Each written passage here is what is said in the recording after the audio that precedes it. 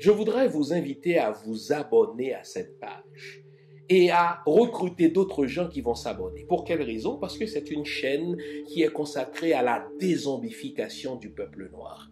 Vous savez, en ma qualité de théologien, d'historien et d'expert en management public, je décide de mettre toute mon énergie et toute l'équipe qui travaille avec moi décide aussi de mettre toute son énergie à la dézombification du peuple noir. L'émission s'appelle Lumière sur le monde. Eh bien, cette lumière, ce n'est pas moi. Cette lumière, c'est le travail que nous faisons ensemble. Lorsque tout à coup, on réalise qu'on nous a roulé dans la farine, on réalise qu'on nous a trompés pendant, n'est-ce pas, des siècles, et que tout à coup, nous prenons conscience de nos ressources, nous prenons conscience de notre identité, et ayant pris conscience de tout cela, nous prenons la décision de partager ce que nous sommes, ce que nous comprenons avec les autres. Donc, nous avons besoin d'avoir une masse critique d'hommes et de femmes noirs réveillés qui vont changer, n'est-ce pas, leur pays respectif pour la gloire de nos ancêtres. Nos ancêtres méritent cela. Ils se sont sacrifiés pour nous et c'est à nous aujourd'hui de prendre le relais. Comment on le fait? On le fait en se dézombifiant et en dézombifiant les autres. Je vous invite donc à liker ce qui se fait sur cette chaîne, à le sharer, à le partager avec les autres, à vous abonner et si vous l'avez fait déjà, à recruter d'autres qui vont s'abonner.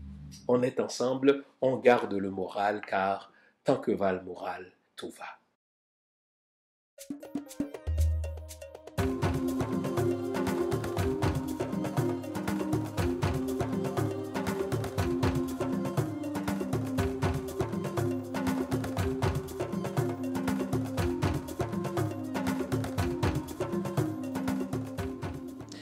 Bonjour mesdames, bonjour messieurs, bonjour le monde, bienvenue à cette autre édition de l'émission Lumière sur le monde. Comment allez-vous? J'espère que malgré les difficultés de la semaine, malgré les difficultés que traverse notre pays, vous faites l'effort de garder le moral, car comme j'aime à le dire, tant que va le moral, tout va. Cette semaine est une semaine au cours de laquelle les lignes ont bougé. On va une fois de plus analyser l'actualité politique et on découvrira, comme si vous aviez besoin d'une preuve supplémentaire, que chacun a ses patrons, qu'à peu près aucun politicien de ce pays ne développe une volonté autonome. Chacun reçoit ses ordres de ses véritables patrons et on verra que ceux qui font partie de ce désormais complet conseil présidentiel se comportent en mineurs. Après qu'ils ont été désignés par des partis ou des secteurs respectifs, ils ont rencontré cette semaine 2 fois plutôt qu'une les dirigeants de la CARICOM pour recevoir des directives quant à la date de leur installation, pour recevoir des directives quant à la manière dont ils doivent élire, n'est-ce pas, entre le président du conseil présidentiel.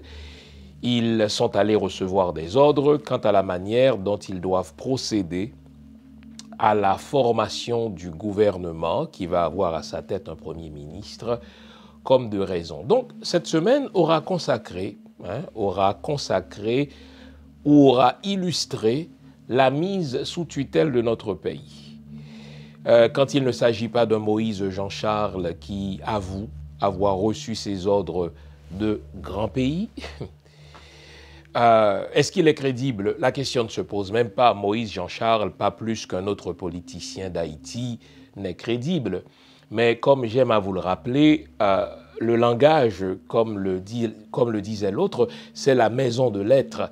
Quand vous voulez connaître quelqu'un, prenez le temps de l'entendre parler, car il va laisser tomber un mot, il va prononcer une phrase qui révélera sa vraie nature, qui révélera sa vraie identité.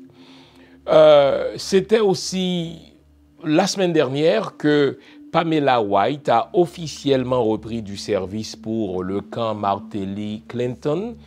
Elle nous a insultés collectivement en disant que si nous avons pu supporter les Duvalier pendant 30 ans, nous pouvons aussi vivre avec Guy Philippe, nous pouvons aussi vivre avec Barbecue, nous pouvons aussi vivre avec Iso, avec Vitellum. Ceux-là même qui sont recherchés par l'État américain, État qu'elle a déjà représenté en sa qualité d'ambassadeur pendant les premiers mois de Michel Martelly. En tout cas, elle a repris du service, Madame Pamela White, en y allant d'une entrevue, si vous voulez, à brûle-pourpoint, entrevue dans laquelle elle révèle avoir donné des ordres, elle aussi, à Guy Philippe, puisqu'elle dit « Moi, j'ai appelé Guy Philippe ». Et pour moi, c'est un garçon intelligent. Guy Philippe, Barbecue, Iso et puis les autres doivent faire partie de la solution. Waouh, quelle semaine! On continue à nous forger des affaires dans l'affaire originale, en sorte que nous sommes en présence d'une mise sous tutelle consacrée. Rien de ce pays, rien dans ce pays, rien dans le langage des politiciens, rien dans la pratique des politiciens ne laisse croire que la souveraineté d'Haïti est pour demain matin. Donc nous allons regarder la formation de ce conseil présidentiel qui est désormais complété. Donc c'est 7+2. Vous avez un conseil présidentiel de 7 membres qui auront, semble-t-il, droit de vote, qui vont avoir leur mot à dire dans les décisions, etc. Et vous avez 2 membres observateurs qui sont nommés soit par la société civile ou bien par le secteur religieux, mais il faudra commencer par ce qu'on appelle l'embaumement, moi j'appelle ça l'embaumement vivant de Guy Philippe par Moïse Jean-Charles. Écoutez, on s'arrête ici, vous connaissez le rituel, je vous invite à vous offrir une bonne tasse de thé, une bonne tasse de café, une bonne tasse de chocolat chaud, bref, tout ce qui est de nature à vous garder éveillé, car ce matin encore, selon nos habitudes, nos bonnes habitudes, devrais-je dire, nous allons nous dire les vraies affaires. Nous n'avons pas de chapelle, nous n'avons pas d'amis au regard du bien-être d'Haïti, n'est-ce pas? Nous scrutons, nous analysons tout, n'est-ce pas, au regard du bien-être d'Haïti. Et quand il y a quelque chose à corriger, quand il y a un politicien sur la main duquel il faut taper, eh bien, nous le faisons sans aménité.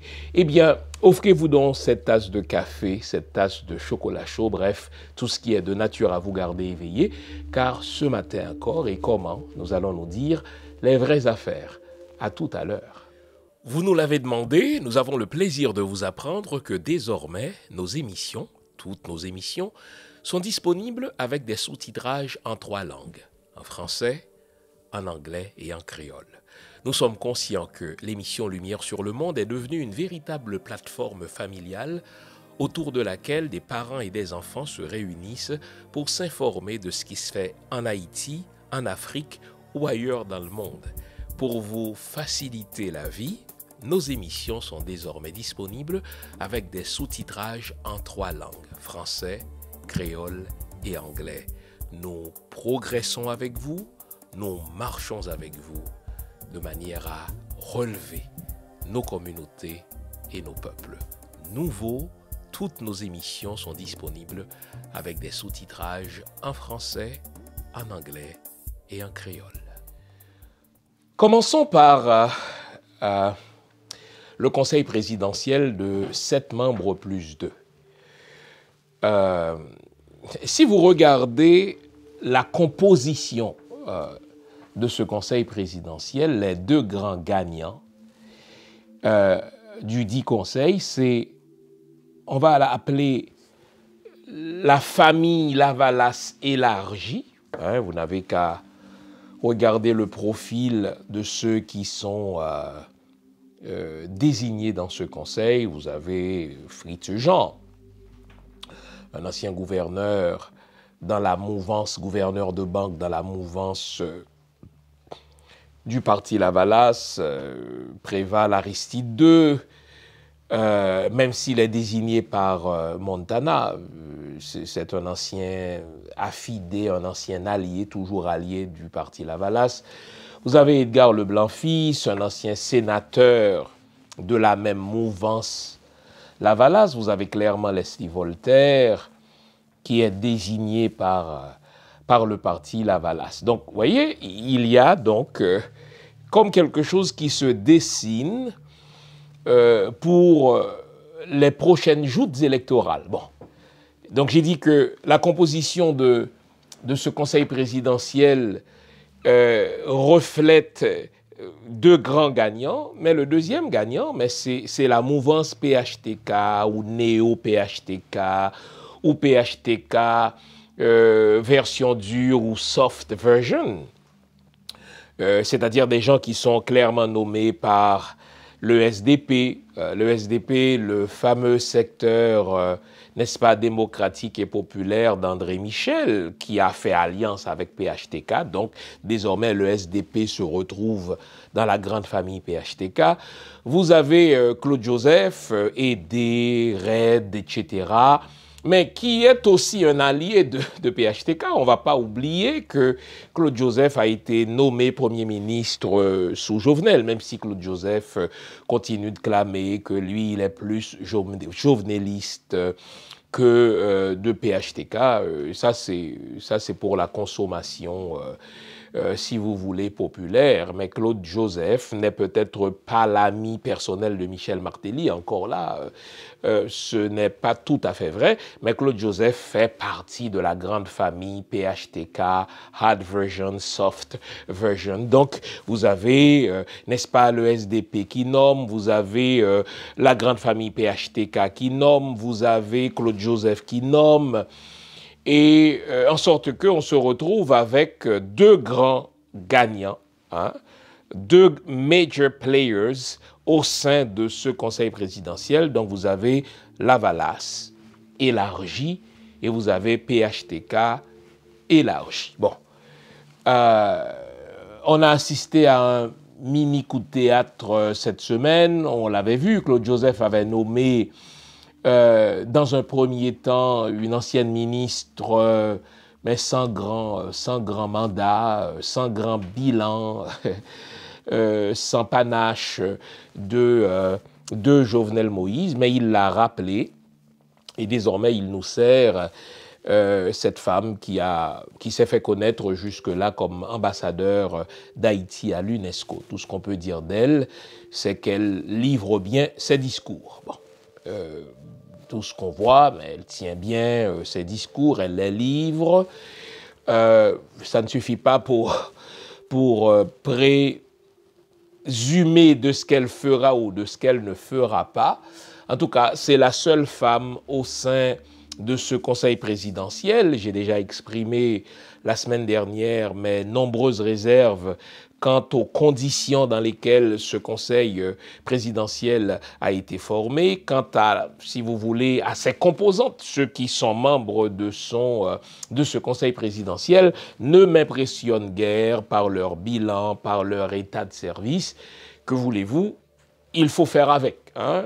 Ce conseil présidentiel, tout comme la CARICOM, qui est manipulée par les États-Unis d'Amérique, le Canada et la France, eh bien, ces entités-là sont comme l'iceberg. On ne frappe pas un iceberg, on tient compte de sa présence, on analyse ses dimensions et on le contourne du mieux qu'on peut. Bon. Le conseil présidentiel, contrairement à ceux qui disent, écoutez, que ce conseil présidentiel n'a aucune chance d'être installé, foutaise, le conseil présidentiel sera installé et vous allez voir que même les Guy Philippe de ce monde, même les bandits, c'est-à-dire les jeunes garçons qui ont des armes en main, qui terrorisent la population, qui prennent d'assaut les commissariats de police, qui ont attaqué cette semaine, 2 fois plutôt qu'une de mémoire, le siège du pouvoir présidentiel, c'est-à-dire le palais national, du moins ceux qu'il en reste, même eux, reçoivent leurs directives, reçoivent leurs ordres, n'est-ce pas, des pays tuteurs, c'est-à-dire les États-Unis, pays duquel viennent toutes les armes qui tuent la population haïtienne, au point que des élus américains ont réclamé cette semaine une enquête publique des États-Unis sur les mains qui se cachent aux États-Unis d'Amérique pour inonder Haïti d'armes qui vont tuer la population. Et j'ai même vu des politiciens américains verser des larmes. Vous me direz, mais les crocodiles pleurent aussi. Les crocodiles pleurent particulièrement avant de dévorer leur proie. Mais c'était quand même à signaler que de voir des élus américains à divers ordres, n'est-ce pas, du pouvoir de l'État américain. On a vu des élus municipaux, on a vu des élus dans les States, dans les Sénats étatiques, pas nécessairement au Sénat fédéral, mais on a vu divers élus américains pleurer pour Haïti, se fendre d'une crise de colère, contre l'ingérence inhumaine de l'État américain dans les affaires d'Haïti.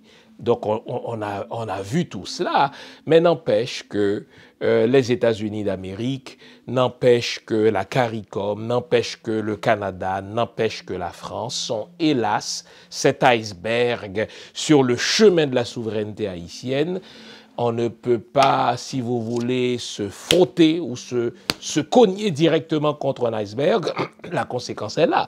Quand un bateau se cogne contre un iceberg, eh bien la conséquence, c'est le bateau qui s'écrase, c'est le bateau qui s'effondre, c'est le bateau qui fait naufrage. L'exemple du Titanic est là. Eh bien, on tient compte de l'iceberg et aussi fort que l'on croit être, l'iceberg sera toujours plus fort que nous. Eh bien, une fois qu'on tient compte de sa présence, eh bien, ce qu'on fait alors, c'est une façon de contourner, c'est une façon de négocier avec soi-même la manière de le contourner. Haïti a un problème, disait Dantès Belgrade de manière très très sarcastique. Haïti a 2 problèmes, enfin. Et Dieu est trop loin, hein? Dieu n'entend pas nos prières et les États-Unis sont trop proches. Et j'aime tellement cette image. Nous avons un double problème, puisque nous sommes pathologiquement religieux. Hein? Nous nous adressons soit aux lois, soit au bon Dieu. Et puis, dans un cas comme dans un autre, cela ne donne rien. Donc, les dieux sont trop loin et les États-Unis sont trop proches. En parlant des États-Unis qui sont trop proches, ils sont là comme un iceberg. Il faut tenir compte de leur présence, éviter de se cogner dessus et trouver une façon intelligente de contourner leur présence, puisque géographiquement, géopolitiquement parlant, nous sommes là où nous sommes et les États-Unis sont là où ils sont. Donc, je vous disais qu'il y a 2 grands gagnants dans la composition de ce conseil présidentiel. Le parti Lavalas, n'est-ce pas, diverses versions. La grande famille PHTK, Hard and Soft Version. Hein, vous avez ces 2 grandes composantes-là. Et alors, ça semble être annonciateur de ce qui s'en vient pour les joutes électorales. Et malheureusement, notre souveraineté étant foulée aux pieds à la fois par les politiciens eux-mêmes, qui ont la volonté de demeurer esclaves, pour reprendre la formule de Leslie Maniga, eh bien, et aussi par la volonté des pays tuteurs, eh bien, lorsqu'il y aura des élections, vous allez voir que le match va sembler se dérouler entre ces 2 grands joueurs-là, la famille PHTK et la famille Lavalas, toute version confondue. Et c'est dans ce contexte-là qu'il faut interpréter le virage de Moïse Jean-Charles. Le virage de Moïse Jean-Charles n'est ni surprenant au regard de l'histoire personnelle de l'homme, ni au regard du jeu politique. Au fait, ce que Moïse Jean-Charles fait là, à peu près tous les politiciens d'Haïti ou du monde l'auraient fait. Au fait, je ne suis pas en train de donner ma bénédiction à Moïse Jean-Charles. Non, ce n'est pas mon rôle. En tant qu'analyste politique, je dois décomposer le réel en ses éléments constitutifs. Moïse Jean-Charles avait fait une alliance conjoncturelle avec l'équipe de Guy Philippe, on va le dire ainsi. Pourquoi? Parce que c'était une alliance qui leur rapportait à tous les deux. Depuis le 18 mai dernier, Moïse Jean-Charles était politiquement mort. Vous vous souvenez de ce qui s'est passé le 18 mai 2023? Moïse Jean-Charles a fait une alliance contre nature. Mais vous me direz, mais c'est le propre même des alliances de Moïse Jean-Charles. Avec raison. Moïse Jean-Charles avait donc conclu une alliance contre nature avec Ariel Henry. Ariel Henry qui était en quête d'un vernis de lustre, qui était en quête d'une apparence de légitimité pour célébrer la fête du drapeau haïtien, qui n'a à peu près rien à voir avec le nord d'Haïti, puisque, comme on le sait, cette rencontre entre les pères fondateurs de la nation a eu lieu plutôt dans l'ouest, n'est-ce pas, à Arcahaie. Et donc, l'ouest était déjà sous les griffes des bandits armés qui eux-mêmes prennent langue avec Ariel Henry. Les bandits armés, on le sait, travaillent pour Ariel, et Ariel et les bandits travaillent pour le même patron, le salopard État américain. Et donc je disais qu'au 18 mai 2023, Ariel était en quête d'un lustre, d'un vernis de légitimité pour célébrer la fête du drapeau. Et donc, historiquement parlant, le Cap haïtien détient quand même, si vous voulez, une certaine réputation de prestige pour ses grandes fêtes nationales, que ce soit la bataille de Vertières, etc. Et donc, Ariel Henry a conclu une alliance avec Moïse Jean-Charles, car nous ne sommes pas des enfants. Ariel Henry n'aurait pas pu amener au Cap son gouvernement s'il n'avait conclu une alliance avec celui qui s'est toujours fait passer comme l'une des grandes forces de nuisance, sinon l'un de ceux qui disposent d'un véritable pouvoir de convocation dans le Nord. Dès lors que cette alliance a été conclue avec Ariel, le camp d'Ariel lui-même s'est arrangé pour qu'il y ait un coulage de la nature de cette alliance, en sorte que les membres du parti de Moïse Jean-Charles lui-même sont montés au créneau pour dénoncer l'alliance. Et j'avais dit que depuis ce temps-là, Moïse Jean-Charles était politiquement mort. Les quelques manifestations politiques anti-gouvernementales qu'il avait organisées ne faisaient pas recette. Et quand ces organisations-là, quand ces manifestations faisaient recette, eh bien, elles ne débordaient guère les frontières du Nord, sinon les frontières de la ville du Cap haïtien. Et là, on parle de Barrière-Bouteille. Et donc, du mois de mai 2023 jusqu'au mois de décembre, janvier, Moïse Jean-Charles était politiquement mort.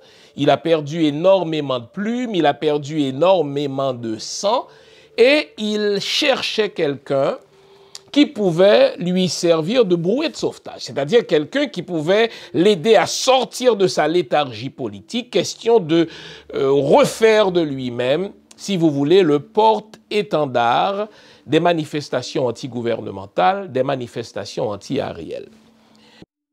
Vous l'aurez remarqué, on a changé notre site web. Sur le site web, vous trouverez plusieurs onglets. L'onglet Accueil vous souhaite la bienvenue et tout de suite après, vous tombez sur l'onglet Biographie. Alors là, vous avez une idée des études que j'ai faites. Ensuite, vous avez l'onglet Boutique. Dans l'onglet Boutique, vous trouverez mes livres. Jusqu'à présent, j'en ai écrit 14. Toujours dans la boutique, vous aurez aussi accès au type de formation que j'offre, soit à des individus ou à des entreprises. Vous avez aussi l'onglet événements. À l'onglet événements, on vous dit ce que je fais où je le fais et quand je le fais. Comme ça, si je présente une conférence quelque part, si je donne une formation quelque part, vous le savez. Mais ça, c'est à venir. À l'onglet articles, vous avez accès à quelques-uns des articles que j'ai fait paraître sur moult sujets.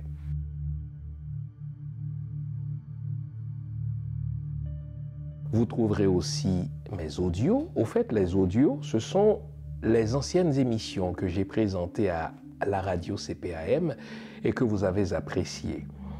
Ce sont des émissions que j'ai présentées sur toutes sortes de sujets allant de la spiritualité à la mystique, de la mystique à la religion, en particulier la religion chrétienne, le judaïsme et un petit peu d'islam aussi. Donc vous trouverez de tout cela. Et enfin, à l'onglet émissions, vous avez accès aux diverses chroniques ou aux divers liens par lesquels je présente des chroniques, que ce soit à la radio, à la télé ou sur les médias sociaux. Enfin, vous avez l'onglet Contact qui vous permet de me contacter soit par email ou par les médias sociaux. Le nouveau site de Jean Fils-Aimé, c'est le vôtre. Servez-vous-en.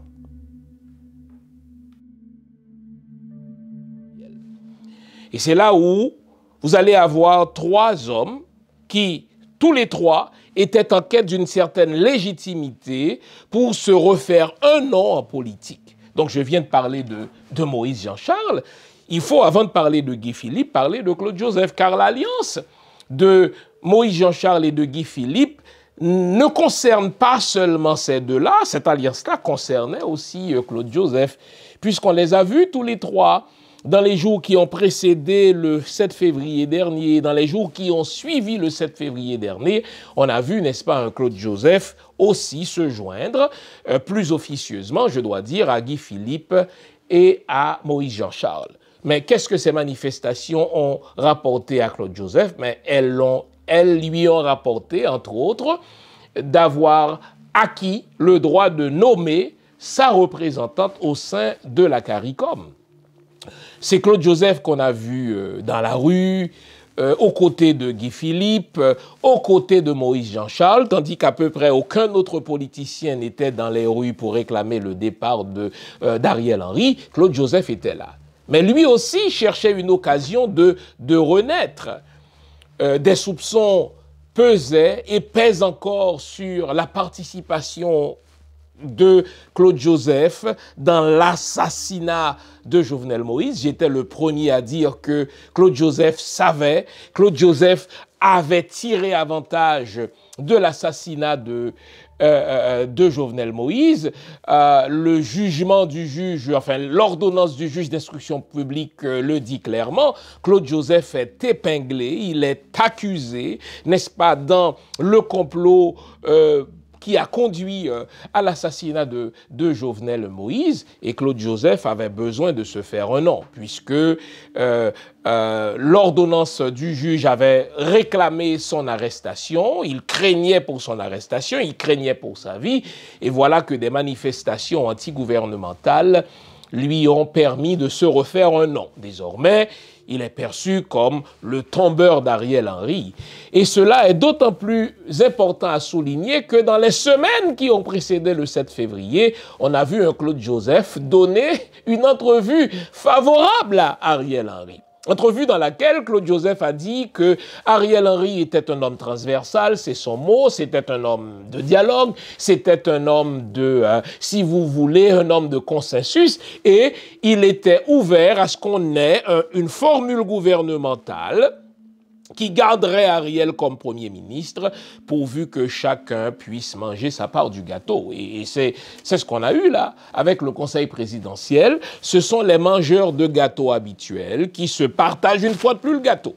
On voit la grande famille Lavalas, qui est habituée aux avenues du pouvoir, même si Officiellement, Lavalas n'est plus au pouvoir depuis 2004, mais on a vu d'anciens ministres de Lavalas, n'est-ce pas, faire partie des gouvernements successifs depuis 2004. Et donc, on revient, comme je l'ai dit, avec un Lavalas mangeur de gâteaux. Mais tenons-nous-en à Claude Joseph. Donc, Claude Joseph, encore une fois, a pu se faire un nom grâce à son alliance avec Moïse Jean-Charles et Guy Philippe. Ce sont ces trois-là qu'on a vus dans les rues pour réclamer le départ d'Ariel Henry. Et enfin, Guy Philippe. Guy Philippe, c'est un tueur à gages, un ancien commissaire de police, tueur à gages, répété-je, un ancien agent de la CIA qui a prêté ses bras tueurs en 2003-2004 à la CIA pour renverser Jean-Bertrand Aristide. Et il a beaucoup de squelettes dans son placard, en plus d'être un tueur à gages, mais c'est aussi quelqu'un qui a été reconnu coupable parce qu'il a avoué, il a plaidé coupable aux divers chefs d'accusation qui plaidaient contre lui dans un tribunal fédéral pour avoir blanchi de l'argent et pour avoir fait entrer, n'est-ce pas, de la drogue et pour avoir facilité le commerce de la drogue en Haïti vers les États-Unis. Il a passé 6 ans en prison fédérale pour ces crimes-là. Et là, il s'agit de grande criminalité, sauf que c'est un ancien sénateur qui n'a jamais été assermenté comme tel. Quand on revient dans une Haïti comme celle-là, qui est un vacuum, qui est une vacuité, et quand on sait que Jocelyn Privert a lui aussi fait de la prison en Haïti pour avoir participé au soi-disant, ou du moins au massacre de la Syrie, il a fait de la prison pour avoir participé, dit-on, au massacre de la Syrie, et quand Guy Philippe regarde ça, il dit, écoutez, Jocelyn Privert, c'est un ancien ennemi politique. Je l'ai arrêté et fait mettre en prison. Moi, je reviens de prison des États-Unis, prison fédérale, pour avoir avoué mes crimes. Mais si Jocelyn Privert a pu se faire passer comme président pendant 1 an en Haïti, mais moi aussi, même si j'ai commis des crimes, j'ai tué des gens, j'ai vendu de la drogue, j'ai blanchi de l'argent. Même si je reviens de 6 ans de prison aux États-Unis, moi aussi, je vais tenter ma chance. Et je vous avais dit que, depuis le mois de décembre, que dans la fenêtre du 7 février, ou autour du 7 février, Guy Philippe allait tenter un coup d'État. Il l'a fait 2 fois plutôt qu'une, n'est-ce pas, avec les gens du BESAP, et là, avec les barbecues, les ISO, etc. Il a tenté, il est allé jusqu'au bout de sa logique de putschiste, mais ses patrons lui disent non, pour l'instant, recule. Et ces trois-là avaient besoin de cette alliance. Guy Philippe avait besoin des politiciens qui ont gardé un certain nom dans leur zone respective. Moïse Jean-Charles qui a gardé, si vous voulez, un certain nom dans le Nord. Il avait besoin, Guy Philippe avait besoin donc de Moïse Jean-Charles. Et Moïse Jean-Charles avait besoin de Guy Philippe. Et Claude Joseph qui était mort politiquement parce qu'il est accusé avec raison, n'est-ce pas, de détourner des fonds publics pour financer son propre parti aidé. Il est accusé avec raison d'être trempé dans l'assassinat de Jovenel Moïse et l'un avait besoin de l'autre pour se refaire un nom, pour être perçu comme les tombeurs d'Ariel Henry. Et donc, Ariel Henry ayant été renversé par ses propres patrons, on va pas se raconter des histoires. Ce n'est pas Moïse Jean-Charles qui a renversé Ariel, ce n'est pas Guy Philippe non plus qui a renversé Ariel, c'est encore moins Claude Joseph qui a renversé Ariel, soyons sérieux. Guy Philippe a tenté de renverser Ariel avec le BESAP, on a tué 5 soldats du BESAP et Guy Philippe est allé se cacher. C'est un lâche, j'ai toujours dit que Guy Philippe n'a rien d'un brave. Il n'a même pas la première lettre d'un brave. C'est un couillard. Hein?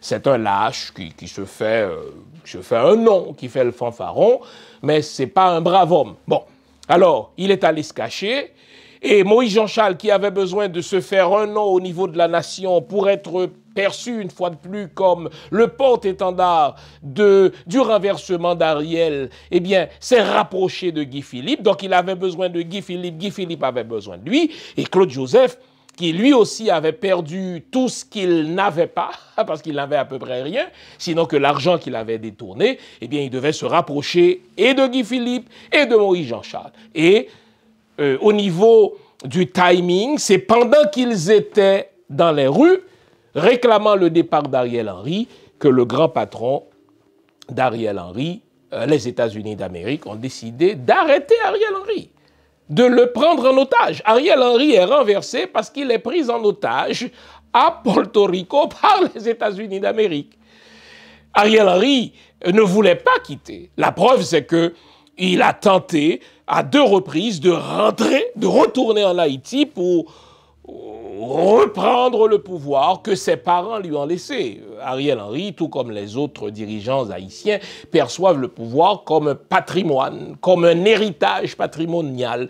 Et donc, il se disait, même si j'ai pas de légitimité constitutionnelle, même si j'ai pas de légitimité populaire, même si je suis décrié par tout le monde, n'est-ce pas, au diable ce que veulent les autres, c'est mon pouvoir patrimonial, je dois y entrer. Et donc, les États-Unis ont décidé qu'il était temps de se débarrasser d'Ariel Henry comme d'un Kleenex, qu'il était temps de se débarrasser de lui comme, si vous voulez, une vieille chaussette, comme d'une vieille paire de godasses, et on le garde en otage. On le garde en otage. Le Canada et les États-Unis ont fait pression sur lui pour qu'il démissionne. Et vous avez vu son discours télévisé sans aucune conviction. On voyait bien que Ariel Henry n'a pas démissionné, il est démis. Donc c'est de la foutaise lorsque Guy Philippe se targue du renversement d'Ariel Henry. C'est de la foutaise quand Moïse Jean-Charles se targue du renversement d'Ariel Henry. C'est de la foutaise quand Claude Joseph se targue du renversement d'Ariel Henry. Ariel n'est plus au pouvoir parce que son patron, l'État américain, l'a arrêté. Parce que son patron le garde en otage. Parce que son patron, n'est-ce pas, le démet. Et là, on dit très bien, on va tenter de faire du neuf avec du vieux.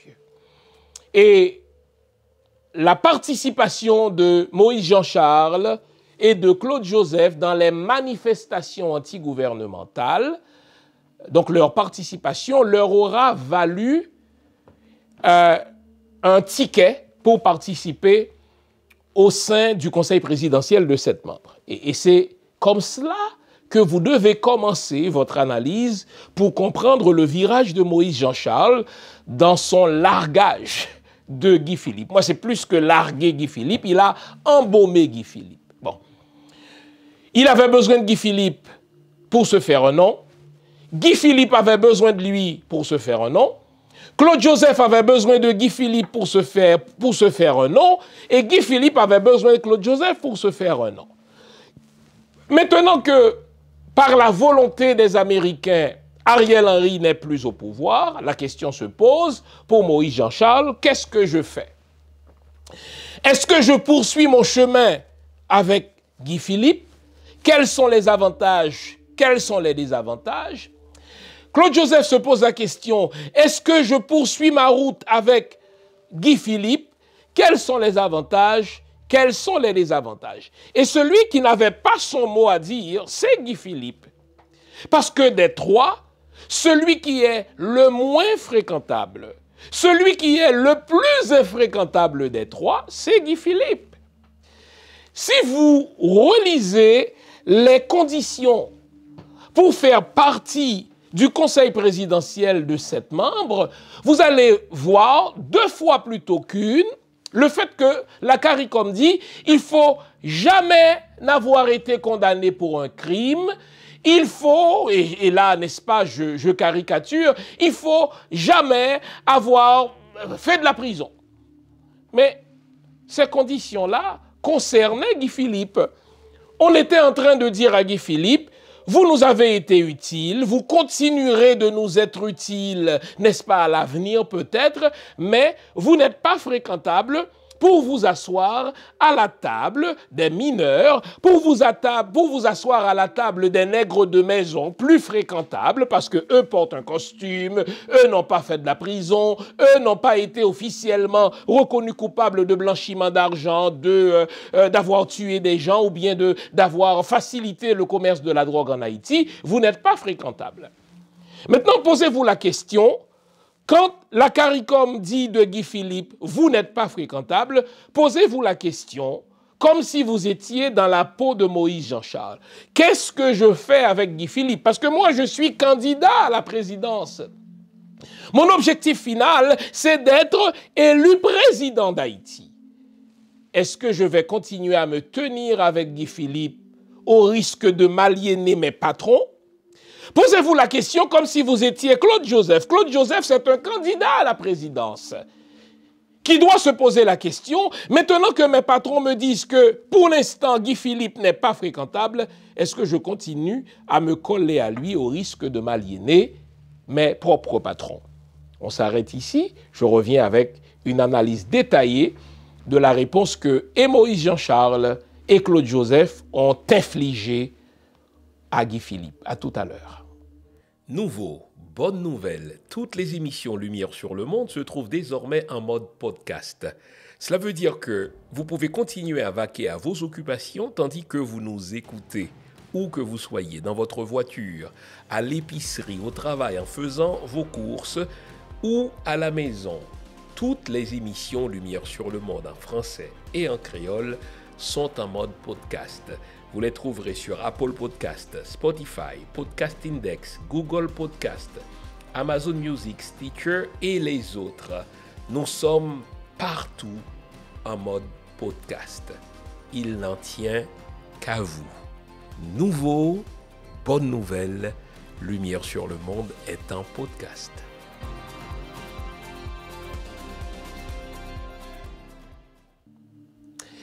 Avant la pause, on s'intéressait aux motivations de Moïse Jean-Charles dans son embaumement vivant de Guy Philippe. On s'intéressait aux motivations de Claude Joseph, parce que Claude Joseph lui aussi a fait ce virage. Aux motivations de Claude Joseph dans son virage vers le train de la CARICOM. Bon. Au fait, je ne vous apprendrai rien si je vous dis que la politique, c'est un jeu de dupes, c'est un rapport de force. Quand on n'a pas un véritable pouvoir de convocation, il faut aller chercher un pouvoir de nuisance.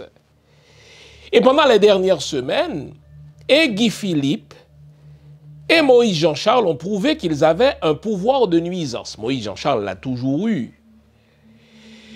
Lorsque Moïse Jean-Charles a vu le train de Guy Philippe commencer à embarquer du monde, on a vu quelques médias sociaux animés, des médias sociaux très mal avisés. Lorsqu'on a vu des médias sociaux animer le train Guy Philippe, eh bien, Moïse Jean-Charles s'est dit, tiens, c'est le train qu'il faut prendre pour me refaire un nom. Sauf que Moïse Jean-Charles, contrairement à Guy Philippe, est un candidat à la présidence. Il l'est depuis plusieurs années maintenant, depuis au moins 2 élections présidentielles. Lui, ce qui l'intéresse, c'est de se faire élire. Il se fait d'abord un nom, ensuite, il va tenter d'être influent là où ça compte, et il tentera de se faire élire. Et il le sait, ce n'est pas un enfant. Moïse Jean-Charles n'est pas l'idiot que l'on croit, hein.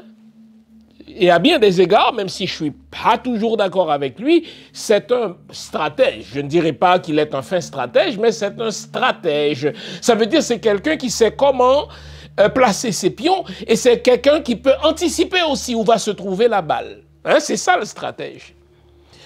Moïse Jean-Charles qui a suivi des cours, n'est-ce pas, que ce soit à Cuba ou bien dans d'autres pays de l'Est, il sait que, eh bien, ce qu'il faut pour parvenir au pouvoir, c'est d'utiliser le meilleur cheval. Jusqu'à tout récemment, le cheval de Guy Philippe, c'était le bon cheval, dans le sens que le cheval de Guy Philippe drainait, si vous voulez, ou attirait tous ceux qui en avaient, n'est-ce pas, sur le cœur contre Ariel Henry, et Guy Philippe a fait une alliance avec... Pardon, Maurice Jean-Charles a fait une alliance avec Guy Philippe. Et il est allé jusqu'à promettre qu'il installerait au Palais national un conseil présidentiel de 3 membres, et parmi ces membres-là, il nommerait Guy Philippe. Ben tiens, c'est de la musique aux oreilles de Guy Philippe. Guy Philippe, c'est un serviteur béat, c'est un serviteur à bien des égards imbécile. C'est la deuxième fois qu'il se fait baiser dans les mêmes circonstances. Il avait servi la CIA, il avait servi l'oligarchie dans le renversement d'Aristide en 2004 parce qu'on lui avait promis quelque chose. Aristide a été renversé, on lui a dit « Mais Guy, retourne sur tes terres ». Il n'était pas content, il a même menacé d'écrire un livre, il a même, si vous voulez, écrit le tapuscrit, et lorsque l'International a eu vent de ce livre-là, mais on l'a embarqué pour 6 ans. Là, il revient, on lui demande d'aller chauffer le terrain, d'aller chauffer les fesses d'Ariel Henry, ce qu'il fait bien, et Maurice Jean-Charles a bien vu que le cheval de Guy Philippe était utile à réanimer les manifestations contre Ariel Henry, mais il a chevauché Guy Philippe. Guy Philippe n'était pour Maurice Jean-Charles qu'un véhicule. Donc Guy Philippe se fait baiser une autre fois. Mais Maurice Jean-Charles, qui est un politicien, sait que c'est une chose que de former un gouvernement, c'est une chose que d'installer au Palais national ce qui était possible, n'est-ce pas? Un conseil présidentiel de 3 membres, de 4 membres ou de 5 membres, mettez-en. La véritable question, dans la minute qui suit l'installation de ce gouvernement, c'est la reconnaissance internationale. Et vous savez, mes cours de droit international ne sont pas si loin que cela. La formation d'un gouvernement a besoin d'une certaine reconnaissance internationale. Même le Québec, qui est un État reconnu, s'est posé la question en 1995, lors de son 2e référendum avec Jacques Parizeau. Il ne suffit pas de proclamer l'indépendance de l'État du Québec. Il ne suffit même pas d'avoir une loi qui a été votée à l'Assemblée nationale, donnant mandat à un gouvernement, s'il gagnait le référendum, de former un gouvernement. Très rapidement, la question se pose, mais qui va nous reconnaître? Sans reconnaissance internationale, il n'y a pas d'État. Et dans le cas, n'est-ce pas, du Québec, on s'entend que le Québec, c'est pas une république de bananes, eh bien, Jacques Parizeau était très actif dans les locaux du Quai d'Orsay pour voir est-ce qu'il pouvait avoir, n'est-ce pas, dans son cas, la sympathie de François Mitterrand d'alors. On sait que les États-Unis s'opposeraient, dans un premier temps, à la reconnaissance du Québec en tant qu'État, État indépendant, mais si pendant que les États-Unis s'opposent, on pouvait avoir la reconnaissance de la France, ce serait déjà quelque chose. Mais là, Maurice Jean-Charles, c'est un politicien qui sait que c'est bien d'installer un gouvernement, mais ça n'est une autre que de savoir sur qui compter pour la reconnaissance de ce gouvernement. C'est sûr que les États-Unis ne reconnaîtraient pas un conseil présidentiel avec un Guy Philippe en son sein. On sait que Guy Philippe travaille pour les États-Unis d'Amérique, mais les États-Unis, dans leur jeu hypocrite, n'est-ce pas, ne reconnaîtraient pas du premier coup un conseil présidentiel ayant en son sein quelqu'un qui vient de faire 6 ans de prison pour des crimes de grande criminalité, de blanchiment d'argent, n'est-ce pas, de trafic de drogue, etc. Donc là, Maurice Jean-Charles doit se poser la question, si moi j'installe au Palais national un conseil présidentiel de 3 membres qui a en son sein Guy Philippe, est-ce que j'aurai une reconnaissance de la part des autres patrons? Là, on parle, n'est-ce pas, du bloc de Shanghai, on parle des pays comme la Russie, des pays comme la Chine, dont Maurice Jean-Charles est très proche. Non seulement il se dit très proche, mais il est très proche. Bon. Qui reconnaîtrait un conseil présidentiel au sein duquel on aurait Guy Philippe? Les États-Unis, non. Et la Russie et la Chine, non plus. Et là, lorsque Maurice Jean-Charles a sondé ses patrons, parce que lui aussi, il a des patrons, pour l'instant, je veux bien le prendre au mot. Ce qu'il dit là n'est pas... ce n'est pas un compliment qu'il se fait lorsqu'il a dit « Écoutez, moi, j'ai dû entrer dans la CARICOM parce que j'ai parlé à des grands pays. » Là, il sous-entend la Chine et la Russie. Et ses amis me disent qu'écoutez, il faut débloquer la crise en Haïti. Nomme ton représentant au sein de la CARICOM. Cela veut dire, du même coup, embaumer vivant Guy Philippe. Ce que Moïse Jean-Charles est en train de te dire, c'est que Guy Philippe, c'est un homme de main, c'est un cheval dont on peut se servir pour parcourir un certain trajet, pour parcourir une certaine distance, mais on ne peut pas faire tout le chemin avec Guy Philippe. Je suis arrivé avec Guy Philippe là où je devais arriver, c'est-à-dire animer des manifestations antigouvernementales qui vont donner le prétexte aux États-Unis pour l'arrêter et le maintenir, n'est-ce pas, en dehors d'Haïti, ce qui a été fait. Maintenant, il faut aller de l'avant. Pourquoi les États-Unis veulent aller de l'avant? Il ne faut jamais comprendre la politique nationale d'Haïti sans tenir compte de la géopolitique internationale. Je vous ai cité Dantès Bellegarde tout à l'heure qui a dit que nous avons en gros un problème, les dieux sont trop loin et les États-Unis sont trop proches. En parlant des États-Unis qui sont très proches, vous avez des élections dans 7 mois là, 7 mois et demi aux États-Unis. Les sondages, et tous les sondages, donnent Biden perdant aux mains de Donald Trump. Haïti fait partie, hélas, de ce que l'État américain considère comme sa cour arrière. Est-ce que vous pensez que Biden peut se permettre ou peut se payer le luxe de maintenir cette crise des bandits qui tuent des gens, des bandits qui font des déplacés internes, des bandits qui attaquent des commissariats de police, des bandits qui prennent d'assaut le palais national sans que les États-Unis ne fassent quelque chose? Si on n'était pas dans un contexte de guerre en Ukraine, les États-Unis nous auraient déjà entré dans la gorge leur propre GI. Si on n'était pas dans un contexte électoral, les États-Unis auraient déjà envoyé 1 millier de soldats et qui auraient réglé en apparence la chose. Sauf qu'un seul soldat américain qui meurt, Biden meurt aussi 2 fois, politiquement. Et Biden sera embaumé une fois de plus.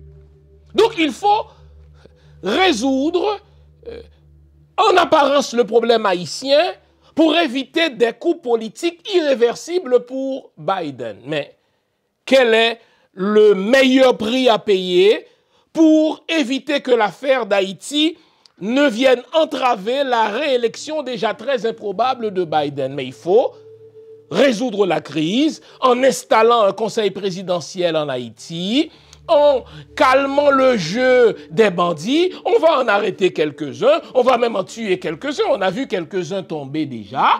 Avoir, si vous voulez, une politique d'apaisement pour les 7 prochains mois qui viennent, de telle sorte que lors des grands débats entre Biden et Trump, que Trump ne puisse pas dire, regardez, Haïti est devenu, n'est-ce pas, enfin, est redevenu un pays de merde comme il l'a déjà vu. Vous avez des bandits qui tuent des gens, vous avez des commissariats de police qui tombent, n'est-ce pas, aux mains des bandits tous les jours. Non, Biden va pouvoir dire, écoutez, en Haïti, pour l'instant, il y a un conseil présidentiel, nous avons même invité son président, n'est-ce pas, au bureau ovale, il y a même un calendrier électoral qui est prévu, etc. Donc, il fallait faire en sorte que ce conseil présidentiel soit installé dans les meilleurs délais pour y aller avec une politique d'apaisement pendant les prochains mois. Et dans les prochains mois, c'est ce que vous allez voir.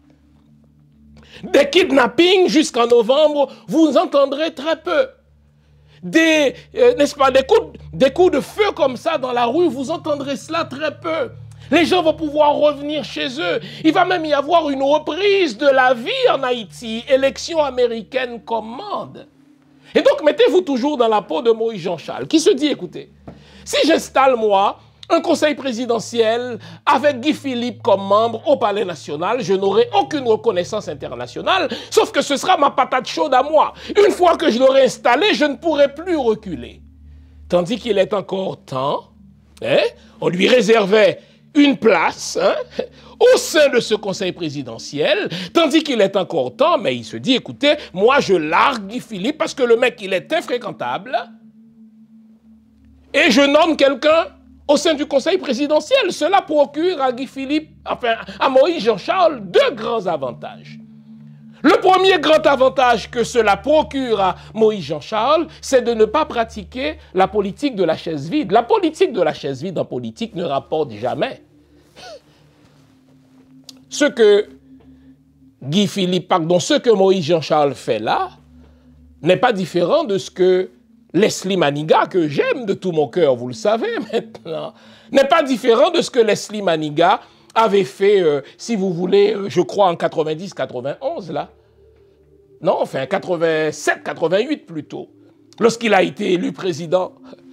Henri Namphy avait maté dans le sang la première élection post-Duvalier. En 87, en Haïti, on se rappelle du massacre de la ruelle Vaillant.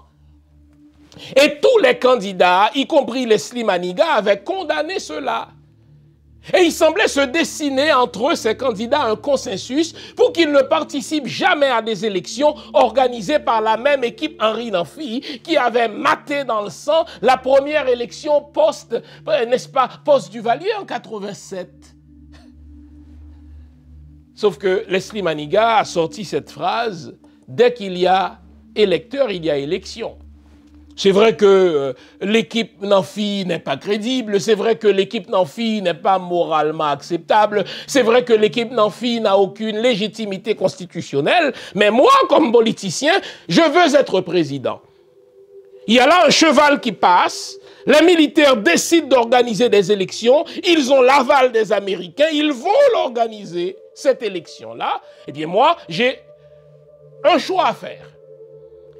Soit que je prenne le cheval qui risque de me conduire au Palais national ou que je reste là à regarder tandis qu'un autre, de toute manière, il l'a dit, dès qu'il y a électeur, il y a élection, soit que je prenne le cheval qui me conduit au Palais national ou alors que je reste et que je regarde quelqu'un d'autre le prendre. Mais il a pris le cheval, il s'est retrouvé au Palais national. C'est vrai que les autres ont dit « Ah mais non, regardez ce qu'il fait, etc. » Y compris les Marc Bazin. Mais qu'est-ce qu'on a vu Marc Bazin faire? Lorsque Cédras a renversé par la suite, n'est-ce pas, Jean-Bertrand Aristide, le même Marc Bazin qui avait condamné Leslie Maniga, qui a pris le cheval d'Henri Namphy pour parvenir au Palais national, eh bien, le même Marc Bazin a pris cette fois-ci le cheval de Raoul Cédras pour entrer à la primature. Voyons donc. Aussi longtemps que vous n'êtes pas en politique, mais vous avez des considérations morales, avec raison d'ailleurs. Aussi longtemps que vous n'êtes pas en politique, mais vous tenez votre parole. Mais vous savez ce qu'on dit en sciences politiques? Les promesses des politiciens n'engagent que ceux qui y croient. Aucun politicien ne croit en ces promesses, que vous l'appeliez Barack Obama, que vous l'appeliez Moïse Jean-Charles. Écoutez, les politiciens sont des putes. Ils sont tous des putes. Qu'est-ce que ça veut dire, un politicien pute? Un politicien, s'agit comme, si vous voulez, une femme de joie qui se donne au plus offrant. Moïse Jean-Charles a fait alliance avec Guy Philippe parce que c'était le cheval à prendre pour se faire un nom parmi les tombeurs d'Ariel.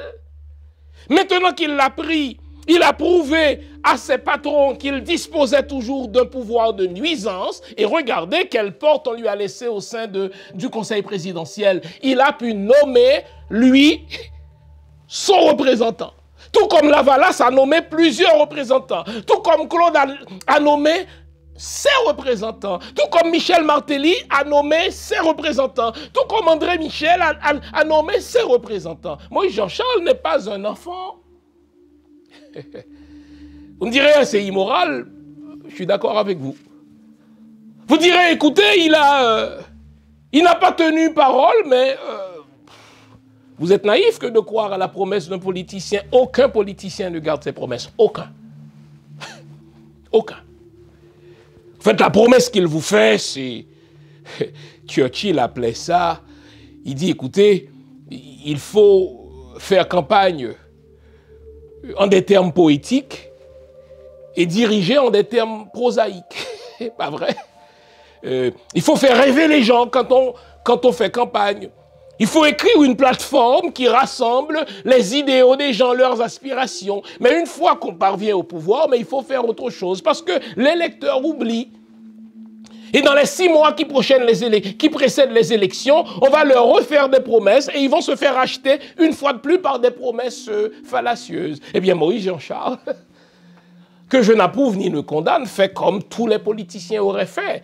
Est-ce que le cheval de Guy Philippe peut continuer à m'amener là où je veux être ou bien est-ce qu'il m'a amené là où je dois être? Alors, il m'a amené là où je dois être, me refaire un pouvoir de nuisance. Maintenant, je vais m'asseoir à la CARICOM pour avoir une influence sur les décisions qui vont se prendre. Car Moïse Jean-Charles sait que c'est au sein de ce conseil présidentiel qu'on va décider d'un calendrier électoral, qu'on va décider de la formation d'un conseil électoral provisoire. Lui, il veut être président, il ne veut pas être en dehors de la table. Alors il baise une fois de plus Guy Philippe. Donc il a embaumé vivant Guy Philippe. Et vous allez voir, Guy Philippe n'ira pas plus loin. Parce que Guy Philippe, c'est un lâche. Tout comme les autres d'ailleurs. Guy Philippe a des patrons.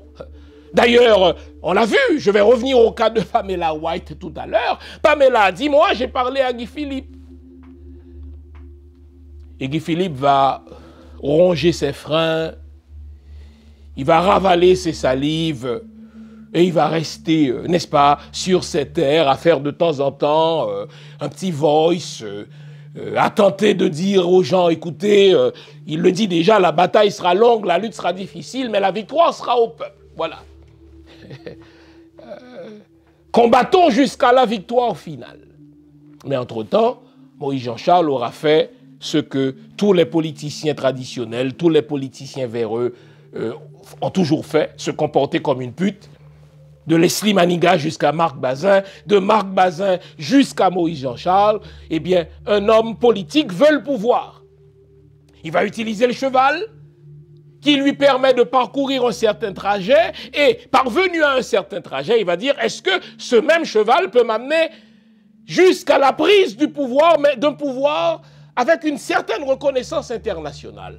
Mais le timing des élections présidentielles aux États-Unis en novembre, le timing de la composition du Conseil de sécurité, la Chine et la Russie, qui sont des membres permanents du Conseil de sécurité, ne veulent pas porter le blâme du blocage de la crise en Haïti, car les États-Unis auront au fait de dire, écoutez, nous voulons là mettre sur pied un conseil présidentiel, chacun appelle ses joueurs, la Russie et la Chine ne font pas pression sur Moïse pour qu'il nomme son représentant. Alors là, Moïse prouve une fois de plus qu'il a des patrons, qu'il est un mineur, et il dit, écoutez, je vais embaumer vivant Guy Philippe.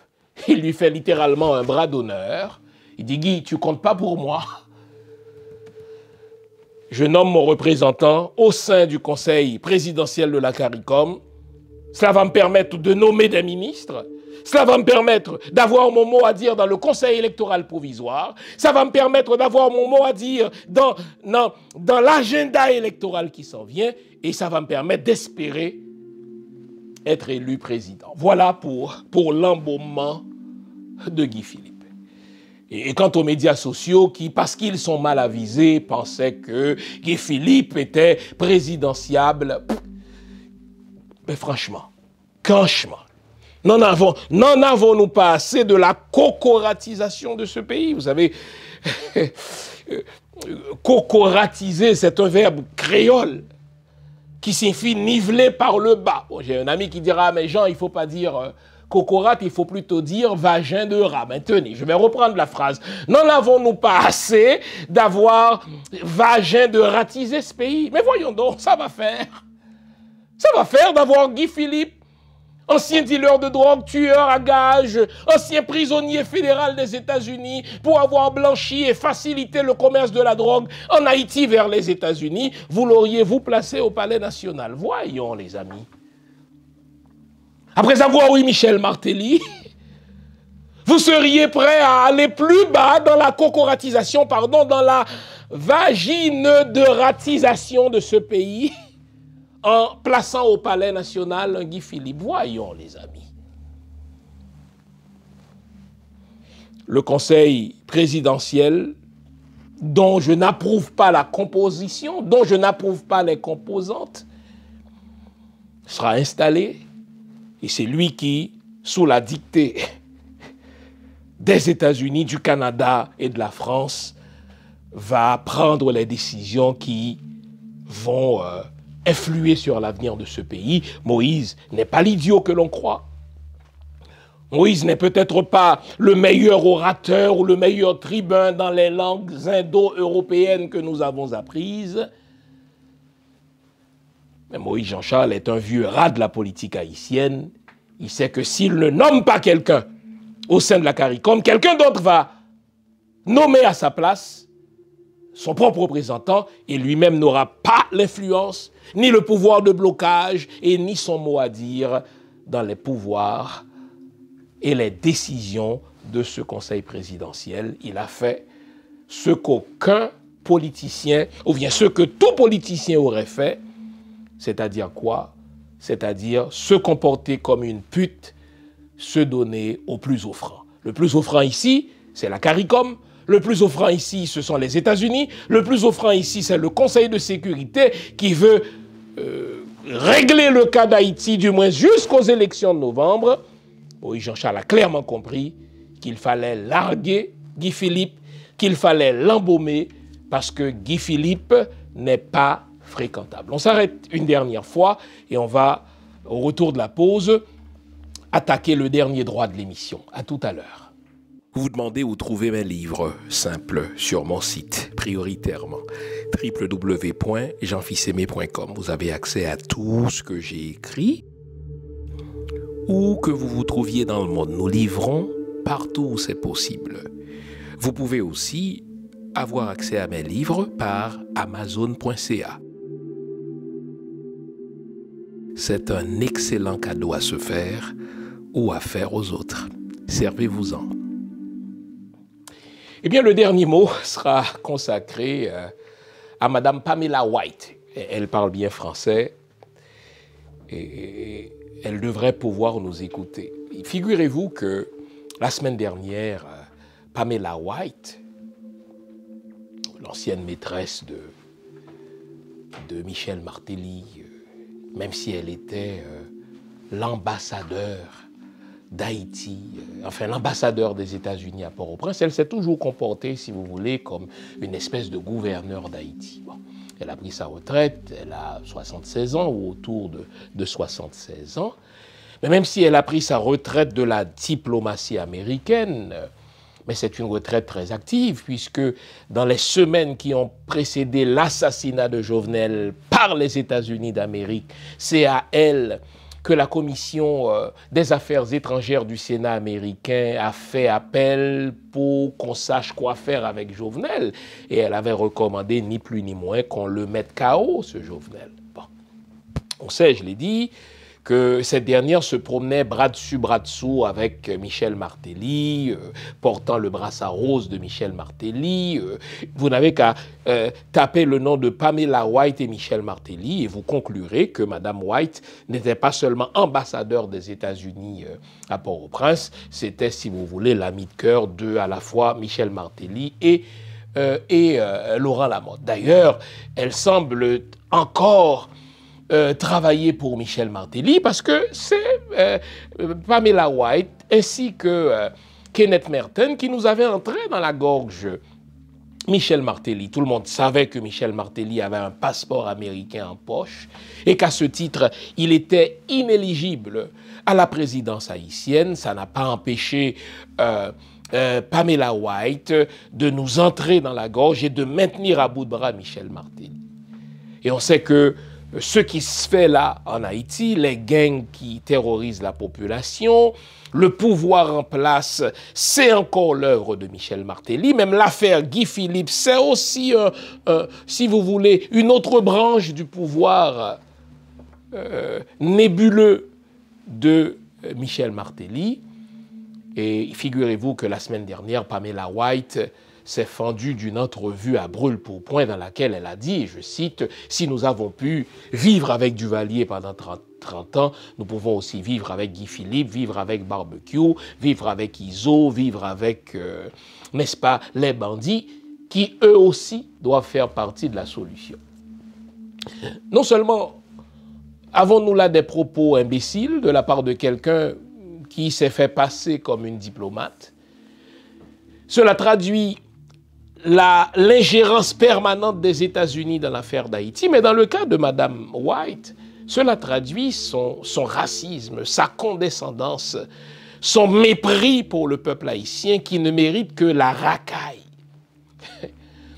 Nous pouvons vivre avec Michel Martelly, nous pouvons vivre avec Barbecue, vivre avec Iso, vivre avec tous ces tueurs-là. Et elle ajoute, ils doivent faire partie de la solution. S'il s'agissait d'une nation de Blancs, Madame White se serait-elle permis de tels propos? Je rappelle à Madame White que les États-Unis, c'est ça leur discours, ne négocient pas avec les criminels. Ne sont-ils pas entrés au Mexique pour arrêter El Chapo? Pourquoi alors les Américains n'ont pas dit que El Chapo, dealer de drogue, doit faire partie de la solution parce qu'il sème, n'est-ce pas, la terreur au Mexique? Non. Ils n'ont pas demandé à l'État mexicain de collaborer. Ils n'ont pas demandé à l'État mexicain de s'asseoir pour parlementer avec El Chapo. Ils l'ont arrêté. Et El Chapo se trouve où? Dans une prison américaine. Lorsque Pablo Escobar, à la fin des années 80, semait la terreur en Colombie et a mis l'État colombien à genoux, les Américains n'ont pas dit aux Colombiens, écoutez, il faut négocier avec Pablo Escobar, il fait partie de la solution. L'État américain, en particulier la DIA, a fourni la technologie requise à l'État colombien pour trianguler, pour suivre les conversations de Pablo Escobar. Et c'est la technologie américaine qui a permis aux Colombiens de localiser Pablo Escobar et de l'abattre comme un chien. Alors là, puisqu'il s'agit d'Haïti, nous devons négocier avec des criminels, nous devons nous asseoir avec les Guy Philippe, nous devons nous asseoir avec Barbecue, nous devons nous asseoir avec Iso. Au fait, ce qu'elle aurait dû dire, plutôt que d'évoquer l'exemple de Duvalier, si vous avez eu, n'est-ce pas, Michel Martelly comme président, vous pouvez aussi avoir Iso comme président. Au fait, c'est ce qu'elle devrait dire. Je l'aurais mieux comprise, cette femme-là. Et vous qui pensez que les États-Unis n'ont pas leurs mains trempées dans nos affaires et que les États-Unis ne jouent pas un jeu hypocrite avec nous, eh bien, Madame Pamela White a révélé une fois de plus le mépris, a révélé une fois de plus, n'est-ce pas, le racisme, a révélé une fois de plus la condescendance des Américains vis-à-vis d'Haïti qui est un État nègre. Et si vous me dites, mais pourquoi les États-Unis nous détestent tant? Un élu américain a donné une entrevue et a clairement dit pourquoi. Il ne faut pas laisser Haïti gérer ses propres affaires. Imaginez si Haïti devait élire un autre président qui allait réactiver, c'est le politicien qui l'a dit, qui allait réactiver la question de la rançon de l'indépendance que la France avait imposée à Haïti. Eh bien, tous les pays noirs commenceraient à demander réparation pour la longue période d'esclavage. Alors, nous ne devons pas laisser Haïti réussir.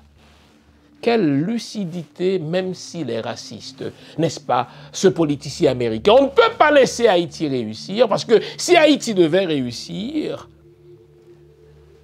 les États africains prendraient exemple sur Haïti pour réclamer réparation à la France, pour réclamer réparation à l'Empire britannique, et les Afro-Américains prendraient exemple sur Haïti pour réclamer réparation à l'État américain pour les longs siècles d'esclavage. Donc vous comprenez pourquoi les Américains, les Français et l'État canadien vont tout faire pour faire d'Haïti justement le contre-exemple de l'autodétermination des peuples. S'ils réussissent leur plan macabre, c'est parce qu'ils trouvent toujours des politiciens véreux qui vont se comporter en mineurs. On l'a vu, Moïse Jean-Charles avoue avoir ses propres patrons, Guy Philippe a ses patrons, les gens de la CARICOM, enfin, les gens du Conseil présidentiel, c'est un lapsus assez éloquent, prouvent qu'ils ont leurs propres patrons.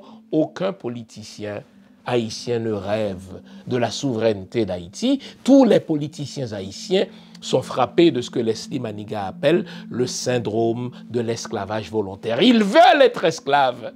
Ils veulent avoir leur propre blanc. Cela leur fait plaisir de vendre le pays à des blancs pourvu qu'ils soient au pouvoir.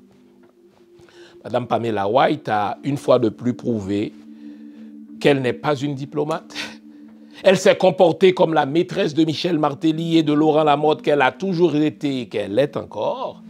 Et elle prouve une fois de plus tout le racisme de l'État américain, qui n'hésite pas à dire à la face du monde, si nous avons pu vivre avec Duvalier, et elle aurait dû dire, si nous avons accepté un Michel Martelly à la présidence de ce pays, On peut aussi vivre avec barbecue, on peut aussi vivre avec ISO, on peut aussi vivre avec Vitellum, ceux-là même qui sont recherchés par l'État américain.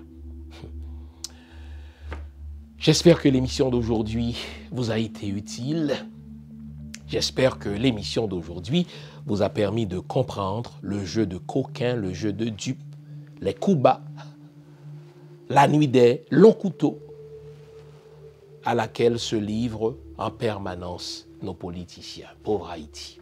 Gardons le moral, car tant que va le moral, tout va. Vive Haïti. Haïti ne doit pas périr. Bonne semaine. Au revoir.